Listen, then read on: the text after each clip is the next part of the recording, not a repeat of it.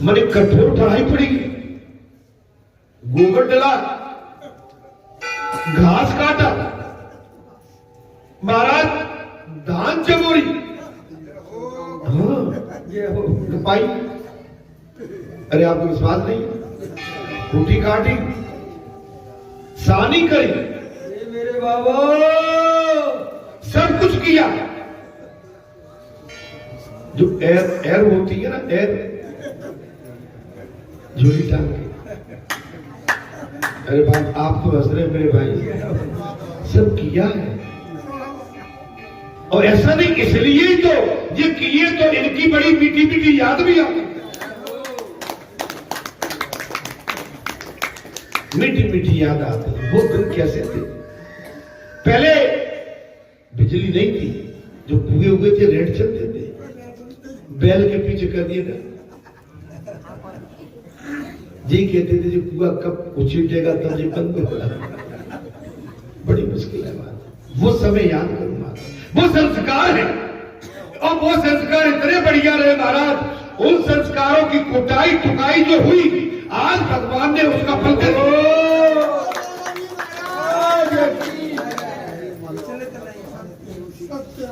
Cycle,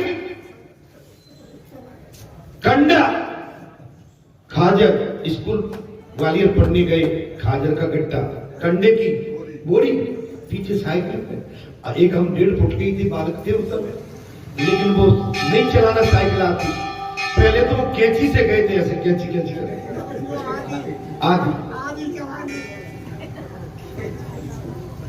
आप समझ लो, वहां भी गए, वहां भी लाइट नहीं थी, मारा चिमनी जलाई, 10 रुपए की कुटरिया, 10 रुपया किराया, कितना आप हंस रहे हो महाराज, पड़ोसी से 1 बल्ब लिया, 2 रुपया 1 महीना के लेता था। मन बड़ा माने हमने, हर चीज हर माहौल आपने, मेरे ही नहीं आप सबने ये भावी होती है। जब जाके आप इतनी योग्यता पाए कि आज आपने अपने अपने परिवारों को संपन्न कर दिया,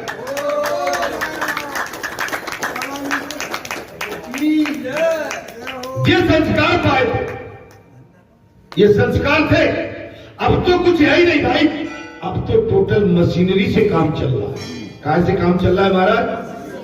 मशीनरी से काम चल रहा है। कहां से? जी जी। बालक को धर्म, बालक का हृदय मन बड़ा कोमल होता है, अतः उसे दिए गए संस्कार उसके मन में जम जाते। चाचा ने उपनिषद श्री कृष्ण को वृंदावन ले गए। अच्छा, जिससे ज्ञान बुद्धि संत का सारा मिल गया, जिस ज्ञान को और जिस जीव को ज्ञान बुद्धि संत का सारा मिल जाए, वो तो महाराज वो पतन के गर्द से गिर नहीं सकता है, वो फिर पतन में नहीं गिरेगा जाता। जिसका हाथ पकड़कर चलने वाले से गिरने का डर नहीं रहता है, ईश्वर का हाथ पकड़कर चलने चलोगे तो वृंदावन में अकेले नहीं है। ईश्वर का यहां भी वही चीज चल रही है, आप बालाजी का हाथ बैसाखी बना दो, भगवान आपको कहीं भटकने नहीं देंगे। वृंदावन ले जाओ, औरों को भी सत्कर्म की प्रेरणा देते रहो। जी आ गई, आप कथा सुनने के बाद आप दूसरों को भी सत्कर्म की प्रेरणा, अकेले ही लाभ मत लो, चलो बड़ा आनंद आता। राम कथा चलती है, कथा चलती है, सत्संग चलता है, संत आते हैं, महात्मा आते हैं, कल्याण की बात कहते हैं।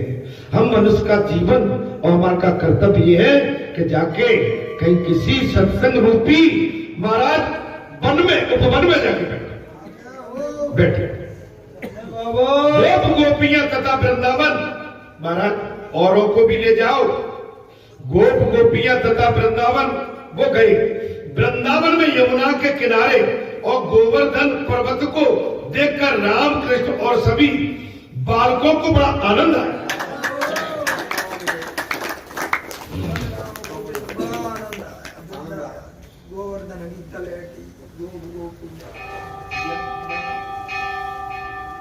महाराज वृंदावन गए और जमुना का किनारा हुआ और जमुना के किनारे पर बढ़िया नीर होगा। आप समझ सकते महाराज वह आकर भगवान बत्सल पालों में वृंदावन की उस भूमि को और उस भक्ति को, उस मिट्टी को देखकर और वहां की उस महाराज अनोखी पवित्र भक्ति को देखकर भगवान बाल हो गए। बाल मित्रों के साथ बछड़े चलाने लगे।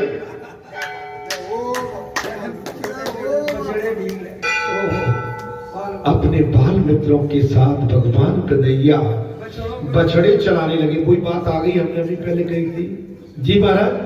यमुना के किनारे से सब भांति भांति के खेल खेलते रहते थे। यमुना के किनारे भांति भांति के बच्चों में आदत रहती है विभिन्न प्रकार की लीलाएं और खेल खेलते रहे। कृष्ण 11वें अध्याय में वत्सपाल है और आगे में गोपाल है।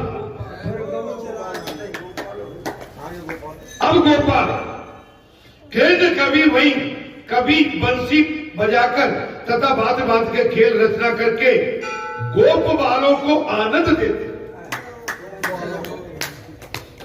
भगवान श्री कृष्ण विभिन्न तरह की लीलाओं का अपना आनंद देने के पश्चात बंसी भी बजाते थे महाराज, और जीवन मात्र को कृष्ण की बांसुरी की मधुर तान पुकारती रहती थी। किंतु मोहक विश्व में फंसा हुआ जीव बंसी की पुकार सुनता नहीं है।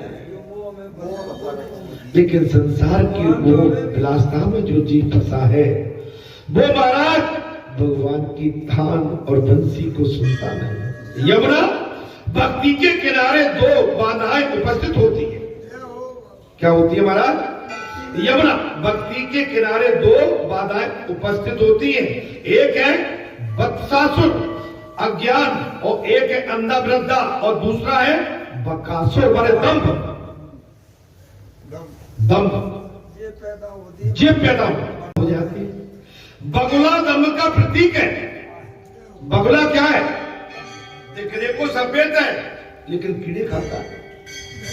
क्या खाता है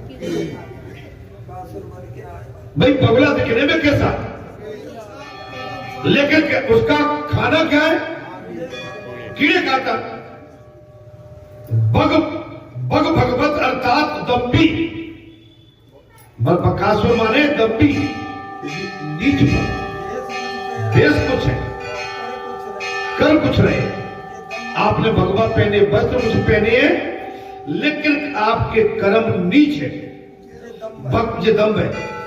भक्ति के किनारे दम्भ अवस्था है। भक्ति के किनारे भी दम्भ बच जाता, दिखावा करने लगते। अरे उसकी घात में मत फंसना। जो बात अब आ उसकी घात में माने इनको बोलते हैं महाराज बगला भर, कपट मुनि। इनकी बात में मत फंसना। दम्भ के सामने कोई पाप, दम्भ के समान कोई पाप, दम्भ के समान और बड़ा पाप कोई नहीं। अन्य पापों के लिए पाप प्रायश्चित किया जा सकता है और दम्भ के लिए कोई प्रायश्चित है ही नहीं। दम्भ पाप के लिए कोई प्रायश्चित नहीं। जिसका बाहरी चोला तो अच्छा है किंतु अंतर और अंदर तथा करनी मैली।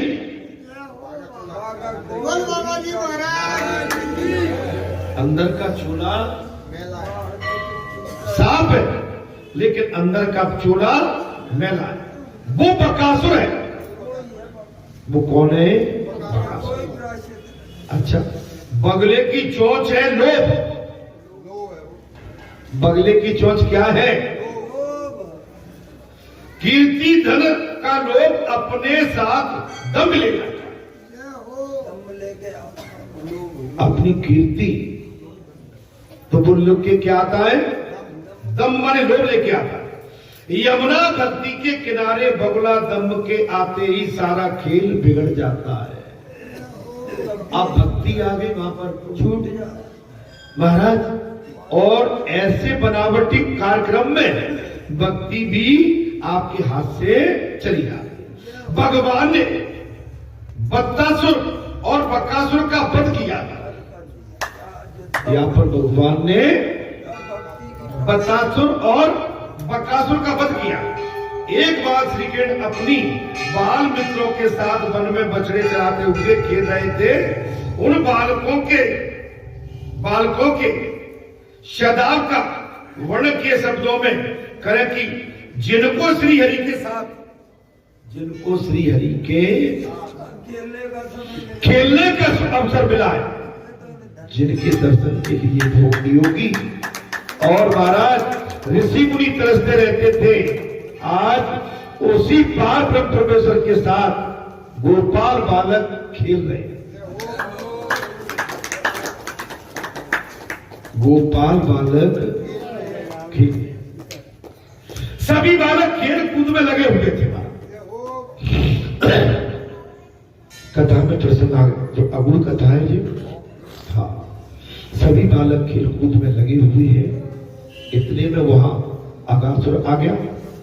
उसे कंस ने भेजा। उसे किसने भेजा? उसे कंस ने भेजा। उसे कंस ने भेजा था। वो बकासुर और पूतना का छोटा भाई था। बकासुर किसका? पूतना का छोटा भाई। जब अज्ञान और दम्भ हो वह पाप आ ही जाता। जहां अज्ञान और दम्भ हो वह पाप आ जाता। अगासुर अजगर का रूप लेकर आ गया। महाराज अगासुर अजगर का रूप लेकर आया और सभी गोप बालकों को निगल जाने की इच्छा से मार्ग में सो गया। सभी बालकों को निकल जाने की इच्छा से सो गया मार्ग में। उसके मुख को उन बच्चों ने पर्वत की गुफा मान ली। बकासुर के अजगर उन बच्चों ने उसको क्या मान लिया? पर्वत की गुफा, और उसमें प्रवेश करने की सोची। सारे बालक, ये कृष्ण लीला में बताया होगा आपने, सारे बालक उसमें प्रवेश करने की सोची है। उन्होंने कन्हैया से कहा, यदि तू भी हमारे साथ आएगा तो हमें डर नहीं लगेगा। अच्छा, अजगर के मुंह में घुसे हुए गोप बालक अपने आप बाहर निकल नहीं पाते। श्री कृष्ण ही उनको बाहर निकालते। पाप के अगासुर के अंदर में पहुंचा हुआ व्यक्ति अपने आप बाहर नहीं निकल सकता।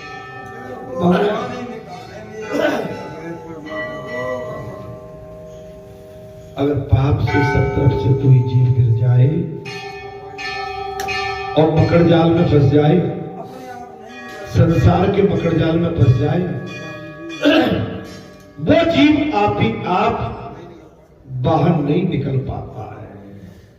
उसको तो केवल भगवान की दया हो जाए तब वो बाहर निकल सकता है। अर्थात कोई बाहर पुण्यशाली संत या प्रभु उसे बाहर खींच सकते, या तो कोई पुण्यशाली संत या ईश्वरी बाहर खींच सकते। पाप और सांप एक समान। कथा में प्रसन्न आ गया। भगवान सुखदेव ने कहा, हे राजन, पाप और सांप एक समान है। सांप द्वारा काटे जाने पर यदि उस अंग को हम शीघ्र ही काटे तो उसका विष सारे शरीर में नहीं फैलता। एक चीज और बता देता है, सर्प काटने की एक प्रक्रिया और है। अगर सर्प ने आपको जहां काटा है उसको आपको पीड़ा तो होगी, उसको तत्काल वहां किसी भी धारदार हथियार से उतनी जगह को काट दो, तो जो खून का संचालन है ना, खून का प्रभाव वो अंदर नहीं जाएगा, वो खून का प्रभाव नीचे या तो उसका जहर टपक जाएगा। समझ लो?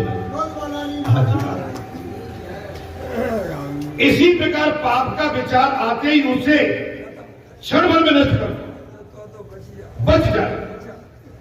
सांप के विष की भांति यदि पाप कुछ समय के लिए भी अंदर रह पाएगा तो फिर बचना मुश्किल है।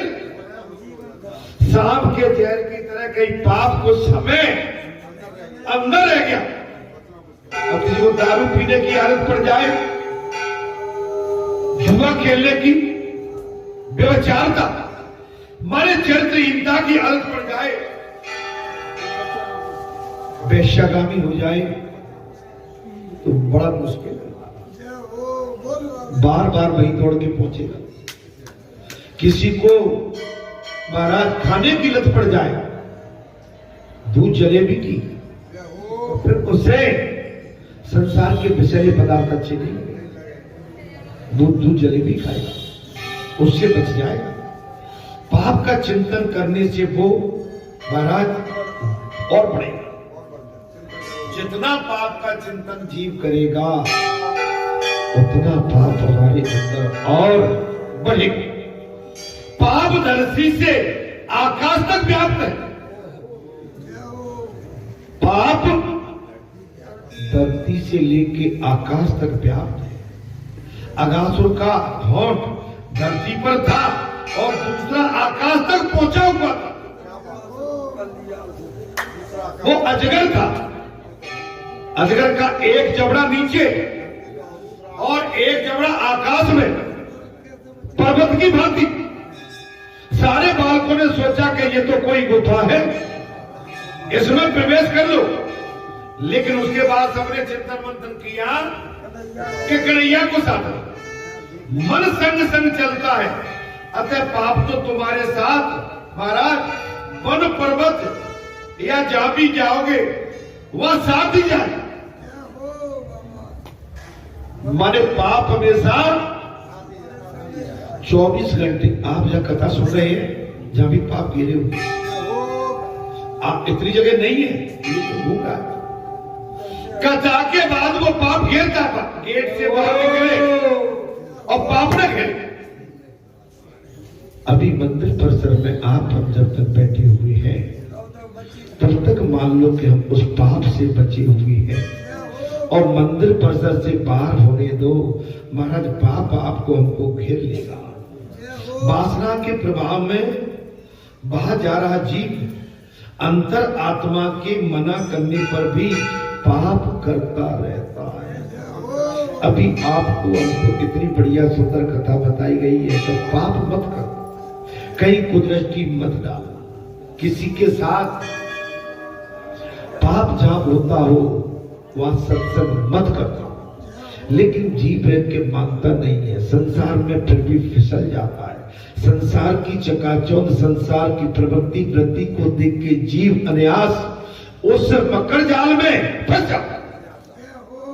भले ही किसी को आपने चोरी न करी हो, अगर चोरी का मन भी बनाया तो भी पाप। चोरी नहीं की, चोरी का मन, किसी के साथ आपने पाप नहीं किया, मन भी आ गया, ये पाप बैरी होता है। और ये बैरी हुआ हमें कहीं न कहीं से घेरे हुए। पाप धरती से आकाश तक छाया हुआ, अर्थात वासना के वेग में ज्ञान बह जाता है। वासना के ज्ञान चला, वासना प्रबल हुई कि आपका ज्ञान चला जाता है और पाप आ जाता है। जो पाप के अजगर रूपी उदर में चला जाता है वो बाहर नहीं जा सकता है। पाप के अंदर बड़ा आकर्षण है, पाप के अंदर आकर्षण है। भाई पाप वैसे ही है जैसे अजगर मनुष्य को मारे 5 मीटर दूर से भी खींच लेता, और ऐसे ही पाप पृथ्वी से लेके आसमान तक पाप ही पाप है, इससे कोई बचा नहीं है। और पाप अंदर अपने खींच लेता है। पाप करने का प्रसंग आए और पापाचार किए बिना कोई चारा न रहे तो भगवान को साक्षी महाराज भूत रखकर ही पाप करना, इसका अर्थ ये नहीं है कि पापाचार करते रहो, किंतु ऐसे समय भगवान का स्मरण अवश्य करते रहना चाहिए।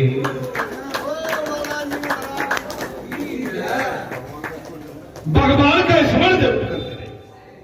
जब तक पाप हृदय में होगा, ठीक है भैया चलो, जब तक पाप हृदय में होगा उसका नाश नहीं होगा। जब तक आप पाप की पूंजी को, गठरी को लेके अपने साथ जोड़े हैं, तब तक उसका विनाश नहीं हो सकता। उसको तो उसकी तो जड़ काटनी पड़ेगी। क्या करना पड़ेगा महाराज? जड़ काटनी पड़ेगी, पाप की जड़ काटनी होगी। सभी क्रिया प्रकट अप्रकट सब उच्चारण के साथ ही होती है। पापाचार के पहले मन में उसका उच्चारण होते ही उसका नाश करो महाराज। पहले विचार भ्रष्ट होता है और फिर महाराज वाणी भ्रष्ट होती है। पाप जैसे ही आए तो पाप की जड़ काट आ ही नहीं पाएगा। आपको धन प्राप्ति का पाप हो जाए, किसी को कुदृष्टि देखते ही पाप का विचार बनने लगे, ये बहुत ही हमारे लिए विनाशकारी है, इनसे बचना चाहिए।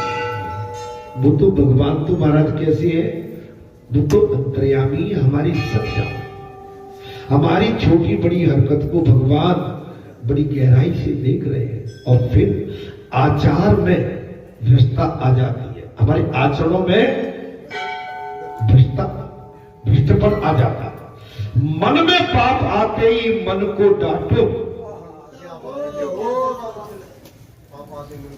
मन में पाप आते ही मन को डांटो, उसे सजा दो, मन को सजा दो। दुष्ट मन तू जाकर अपनी